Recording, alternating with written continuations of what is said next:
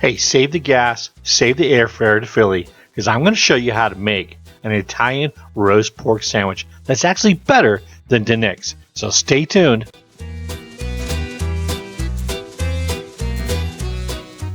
Hey, I'm really excited about what we're going to be doing today, and it's my version of an Italian roast pork sandwich. You know those sandwiches that Philly's famous for? See, some of you think Philly's famous for the cheesesteak. Well, if you're from Philly or around the Philly area, you know that roast pork kind of trumps the cheesesteak. Well, maybe they're tied. So if you look back at one of my older videos, the one I did on Philadelphia was down at the Reading Terminal Market. You know, we've got the Nick's down there that are famous for their roast pork. Then I think there's John's, which I think I'm going to be visiting next week. I'm going to be taking my little brother down to Philly and spending the day, so we're definitely going to stop in at John's. What makes mine different is that I'm going to cook it a little bit longer than what they normally cook it at down in Philly. They kind of cook it up to like 190, take it out. Actually, they roast it to 190. They take it out, they let it cool down, they get it sliced nice and thin, and then they go ahead and put the pork back into the au jus that the roast creates. So I figured, you know, and I've done it that way before. But I'm thinking I'm going to do this kind of like Southern style, where I'm just going to go ahead and take it all the way to a pulled pork stage. And I mean, because that's what it all ends up being anyways. It's, you know, once it gets into the liquid, the au jus, it kind of falls apart. So why not skip all that slicing stuff, go straight through, take it up to like 205, 206, 209. It's going to be full off the bone tender. I'm going to still get that great au jus, and this is going to be one heck of a sandwich. And if you've never had one before, you got to try this, or when you get to Philly, you got to get the roast pork sandwich. Now, let me get into what we're going to be doing here. I have a pork shoulder, a pork picnic shoulder. They didn't have my pork butts. It's kind of like a pork butt, but I got the skin on it and all that. Can I get through this? Yeah, I can. Because I was thinking, you know, when you're making porchetta, you got the skin. You score it, you season it, you let that skin and the fat render down. It makes that pork nice and juicy. So I think we're going to win with this. And it might even turn out better than my normal pulled pork goes. So first thing I'm going to do is I'm going to come over here. I've got the whole shoulder, and I'm going to go ahead and score this. So I'm going to put some slits in here. So we're just going to give this a score. Not going all the way into the meat. Just getting through that skin, into the fat.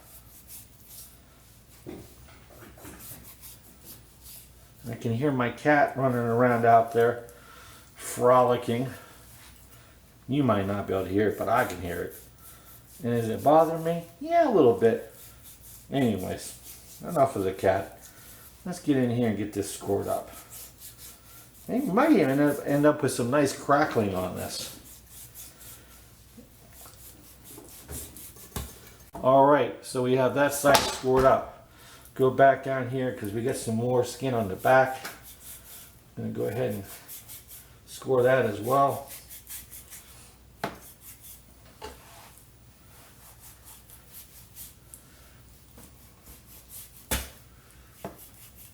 There we go. Then we're going to go in with some SPG, salt, pepper, and garlic. And we're going to give this a generous dousing of salt, pepper, and garlic. Get it all in there, get it into the scoring.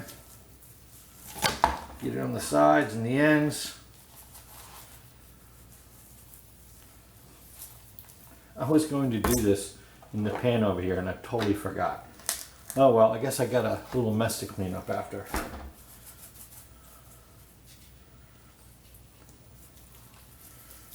Kind of massage that in a little bit, let it do its thing.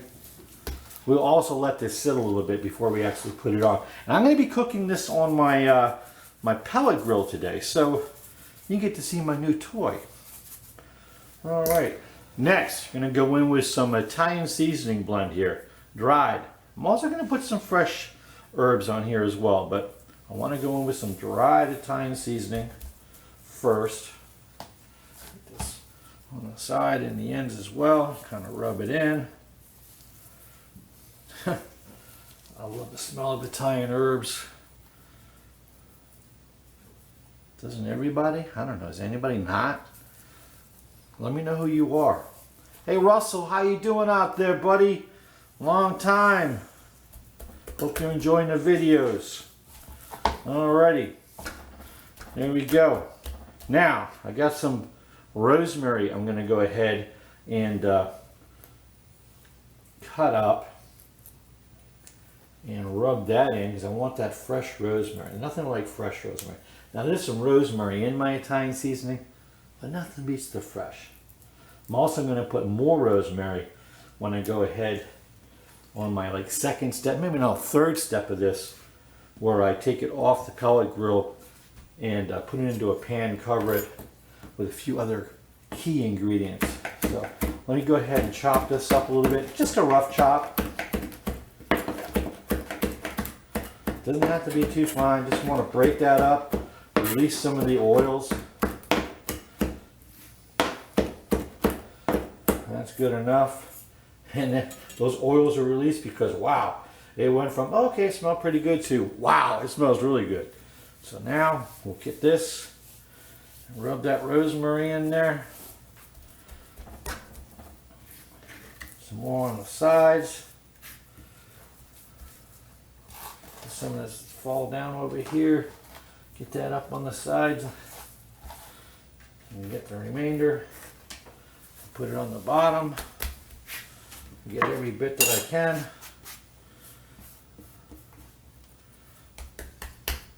There we go. What a mess, huh? Not too bad though. Better than I thought it was going to be. I really intended to use this.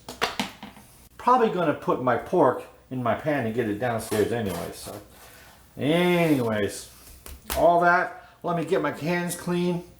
We'll get this into my little transportation vehicle now, since it's not going to be the seasoning vehicle. We'll get it downstairs out to the pellet grill, and I'll show you what we're going to do next. So we'll be right back. Okay, so we're here in my other kitchen, the outdoor kitchen, which we have not been into yet this season. We got the birds chirping out here. We've got little Brady back here supervising everything. And one thing I forgot to do that I need to do real quick before we put this on is I want to put a little heat on this. Actually, maybe a lot of heat. Nah, not really a lot. So I'm going to sprinkle a little bit of crushed red pepper on here. Some falls off, some falls off. No big deal. Alrighty. Now, I have my Pit Boss Pro here, my new toy, set for 300 degrees. We're going to run it straight at 300 degrees. It's going to take, all in all, about 8 hours, 7.5 to 8 hours. We're going to bring it up to about 155, 160, and we're going to pull it off. Then we're going to go ahead and wrap it up, put it into a pan, get a hold of all those juices, and then we're going to take it all the way up to 205 at the end, where we'll start testing for doneness. Okay, so let's go ahead and get this on the pellet grill here. I've got a rack set up. Put it right over here. And give it a close. Now normally, if I'm doing my American style pulled pork with my cool barbecue rubs, I would actually add a little more smoke to this than what the pellet grill puts out. So I give them a little smoke stick, but since I'm really kind of just trying to roast this, I'm not going to go with any extra smoke. And we're going to be running at straight 300 all the way through, so we're not going to create a lot of smoke in this pellet grill. So we'll let this go for at least an hour. I'll come back and check it, see where we're at. I'm not putting any temperature probes in it yet. One of the best things I like about this is that I can set up at least 4 probes. Right now I just have one for an ambient temp probe going, and later on, once we get back to the point where we're going to go ahead and put it back in after we pull it out and put it in the pan, we will go ahead and probe it when we're trying to reach 205 degrees. So we'll be back in a little while and we'll see where we're at. Okay, so it's been an hour and a half. I went 30 minutes over what I normally would go. So let's go ahead and check in on this roast and make sure we're heading in the right direction. So it's looking good. It's got some nice color. We're going to go ahead and give it a little spritz of vinegar and water just to keep it moist. And we'll let this go for about another hour and a half. And now we'll check in on it then. Okay, so we've reached the 3.5 hour mark. We're at about 156 degrees. So we're right at that point where it's not going to climb a lot right now. Kind of hit that little wall. So what I'm going to do, I'm going to put it into a pan and also throw in some rough chopped onions and a half of a large onion that I've roughly chopped. So I'm going to go ahead and throw this in the pan. I'm also going to throw in some more herbs. I got some rosemary. I got some rosemary. I got some thyme. I got some fresh oregano, and I got some nice fresh basil. All this. I also have a couple of these of sage here that I'm going to throw in. The rest of those onions in there.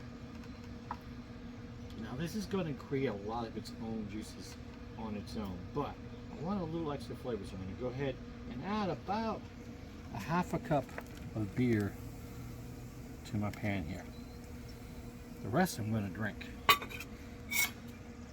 So let me go get some foil. We'll get this on the top. We'll get it back in. I almost forgot. Good thing I caught it. I got some hot peppers in here. I'm also going to throw in here with a little bit of the pepper juice because I want a little bit of heat. This is going to make an awesome au jus. So there's probably about half a cup of hot pepper rings in there. And all of these things. They're so good. All right. On goes the foil. Get a nice tight seal.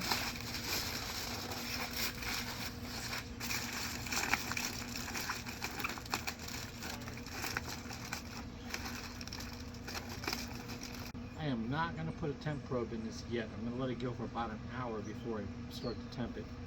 This is going to go back on the griddle for about another 3.5 hours. And we'll come back probably in about 2 hours and check on it. So we'll be right back. Okay, the other ingredients that go into our sandwich is broccoli rabe and provolone cheese. So what I'm going to do right now, even though we get some time left here, I'm going to go ahead and chop this. I'll give this a rough chop. I'm going to also make a little pouch for it and steam it on my griddle when I have about a half an hour left to go. So what I'm going to do is a little prep right now. Take the ends off there, and here we go. Give this a little chop.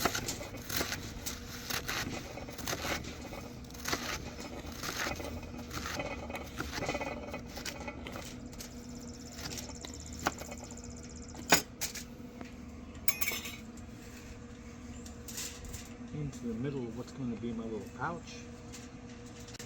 Hit it with a little SPG, salt, pepper, garlic. We'll hit some more beer in here. And I'm just going to make a nice little pouch. Little steaming pouch.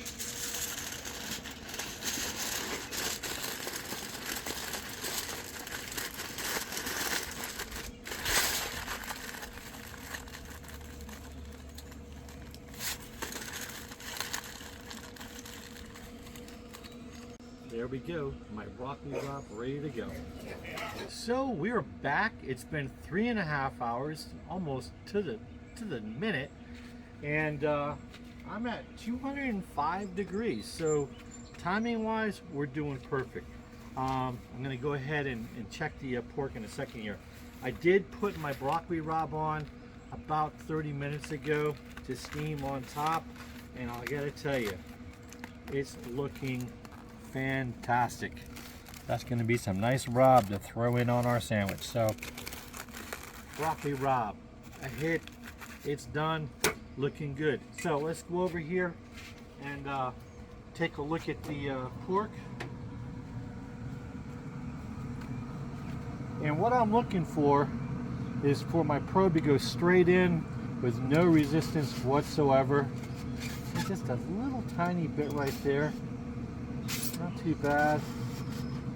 That feels good. Not too bad. I think we probably got about another 10 minutes to go, and we should be ready. I also took the liberty to throw my baguette up on the top rack there, and got a few pieces of corn going there as well to kind of wrap up or round out our meal. So I'd say maybe about another 10 minutes and we'll be ready to pull this off. What we'll do is we'll pull it off and get it upstairs. It's a little hot out here today, so I'm going to go into the cooler zone and I'll go ahead and wrap this up. So we'll be back. Actually, we'll be back upstairs. I'll get this pulled and we'll go ahead and see what we got going here. So we'll be back in a few. It is time. The pork is done and it smells fantastic. And as you can see, it created a lot of its own au jus. I only put maybe a half a cup of beer in there. That's all its own juices right there. Let's see if these bones just pull out. Oh yeah. Oh yeah. Look at this. Look at that. Bones are just pulling out. This is so tender. We'll take some of this fat cap off. I don't want that. Although it's probably pretty darn good. Take some of the skin off. And this is just falling apart underneath me here. Wow. Okay. Let's just see. Look at that.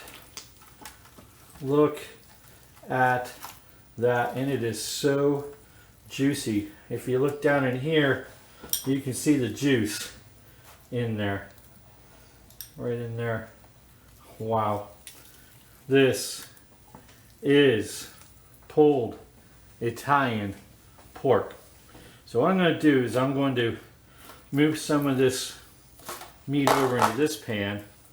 Then I'm going to take the au jus, put it into my fat separator, and then we'll go ahead and assemble our sandwich. So let me go ahead and pull this apart. Then we'll come back with all of our ingredients for the sandwich and we'll put one together.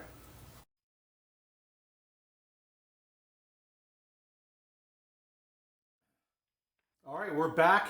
I've got all that pork pulled off the bones, and I'll tell you, it was the easiest pull the pork from the bone that I've ever done, honest to God. What I'm going to do now is just take a little bit of olive oil and give my broccoli rabe a little drizzle of olive oil. Give that a little bit of a mixture there. Now, let's put this sandwich together. What I'm going to do is take some of that provolone. We'll go in there with our provolone and our nice warm bread here, because remember I had this on the grill.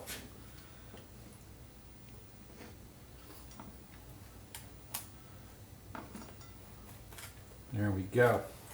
We're going to go in with a little bit of the rabe on the bottom. If I can get it in there.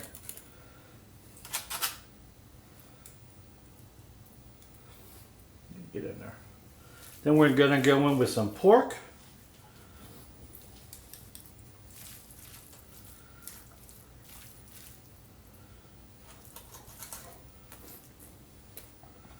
Get in there. This pork is so freaking tender. It's ridiculous. We'll go in with a little more rabe on the top.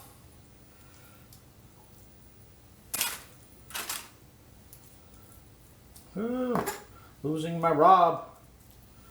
And then we're going to take my au jus, pour it right in there.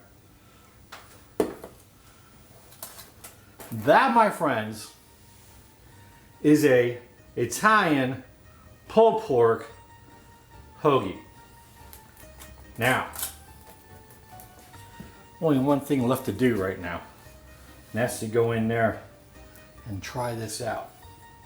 So let's do it. Let's go in. Where am I going? Look at this dripping. Oh my goodness gracious.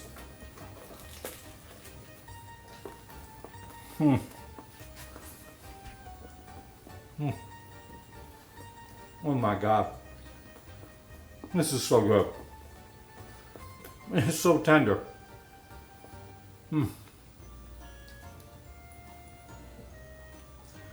Tender, juicy, a little spicy. The Rabe is like spot on.